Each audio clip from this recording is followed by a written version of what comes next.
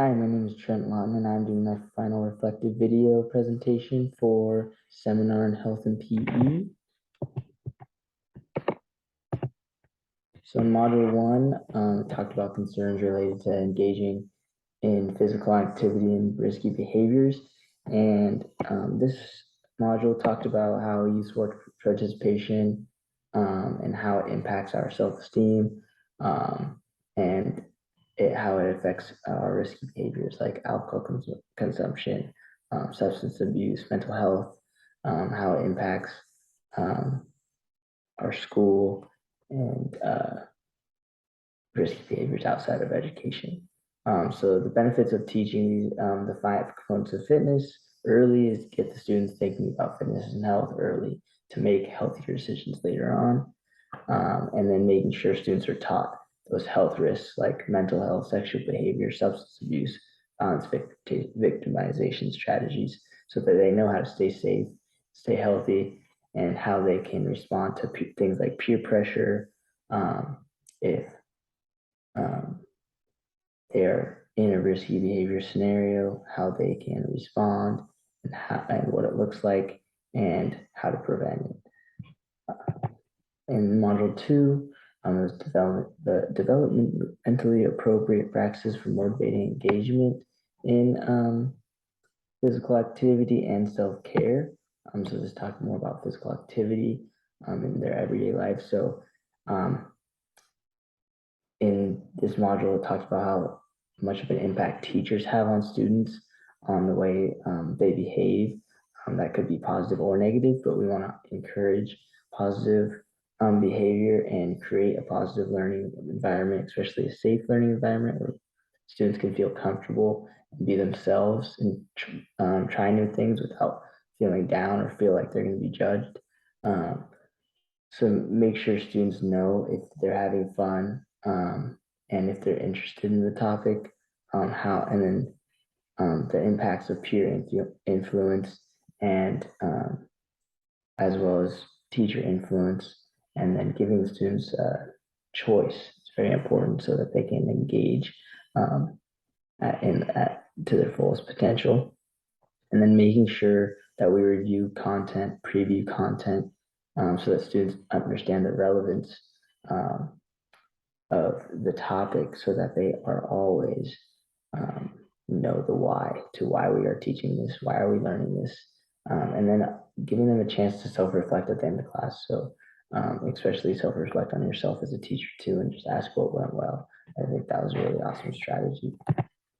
And then in Module 3, it was effective strategies to develop self-motivated learners.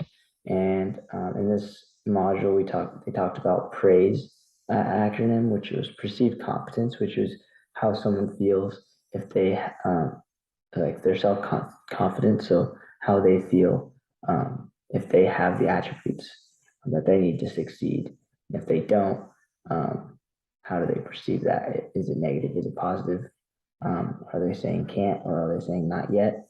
And then relatedness, autonomy, individuality, social support, and enjoyment. And then just pushing students to try new things and not making mistakes, the power of yet, making sure they say not yet, and make sure they're not scared to try. And allowing students just evaluate themselves and evaluate you as a teacher so that you know what they enjoy and what they don't enjoy. How can you make things better? If that's in regard to what games we're playing in class or activities we're playing in class, or maybe it's the fitness gram. Maybe they don't like that. Maybe you can differentiate it or modify it for them so that it's more enjoyable and so that they know that it's okay if they can't do a push up or can't do a sit up. You can try to do new things to encourage them to keep their self confidence and to keep exercising. And then the self efficacy theory. So the different aspects of self knowledge, individuals' conceptions of their personal effectiveness that predicts their thought patterns, behaviors, and motivation. So how they're feeling about their conception of that subject or that activity. And then just unstructured learning time, which was one thing that I really took from this module, is just giving them a chance to collaborate with their peers in an environment where they don't get to as much, and then just give them choice in that scenario as well. And then module 4, differential instruction strategies applicable to health and PE. So Hellison's TPSR, teaching personal and social responsibility. In the behavioral differences table, they are like what we talked about in the article, where they're comparing female and male brains. I thought it was really cool to see just the opposites regarding transitions, emotions, listening skills, and then just the differences between males and females' bodies and brains. Was really awesome.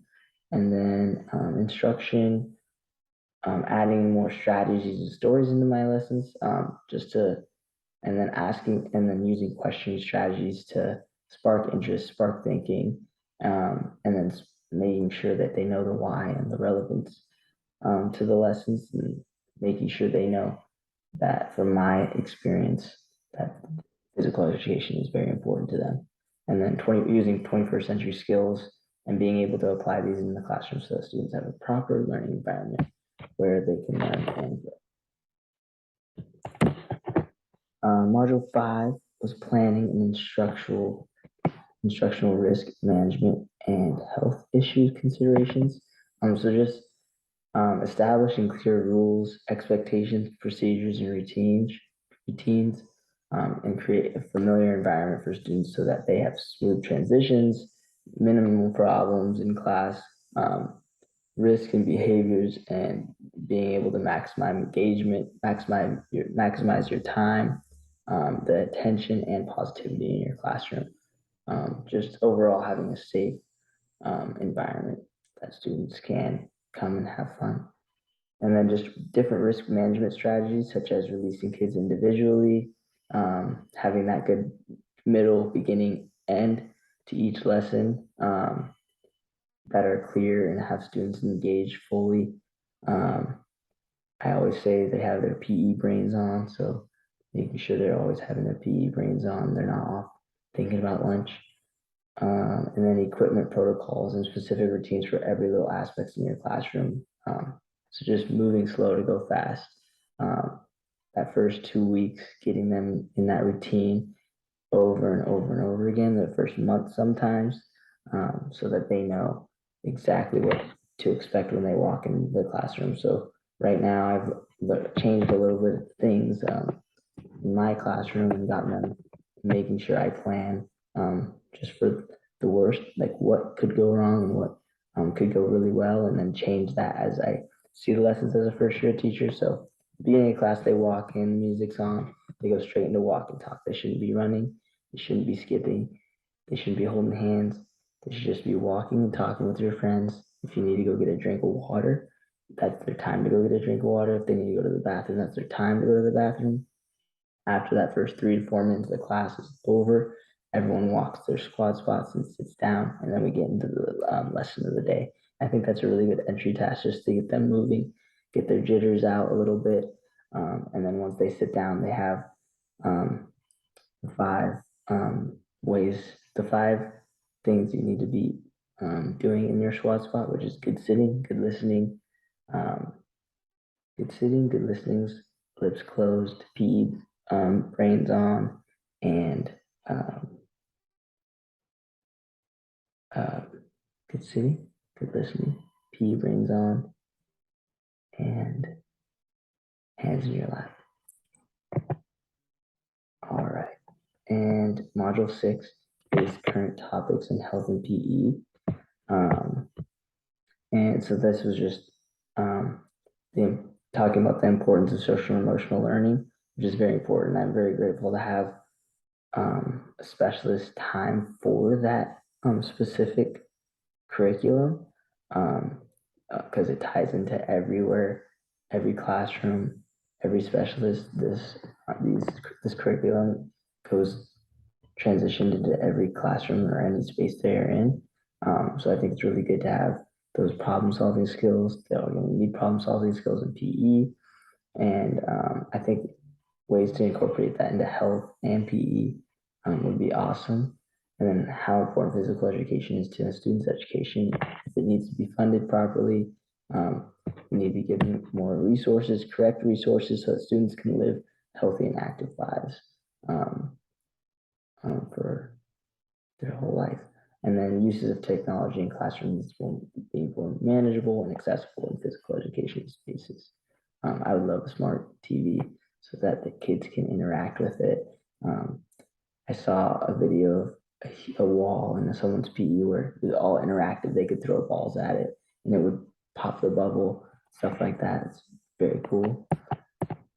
And my wows at the end of this quarter, I learned specific ways that students need to enter and exit the classroom. So I need to have a strict routine, such as having only a group of kids go line up to leave, or have a group of kids clean up, so they aren't all running the same equipment.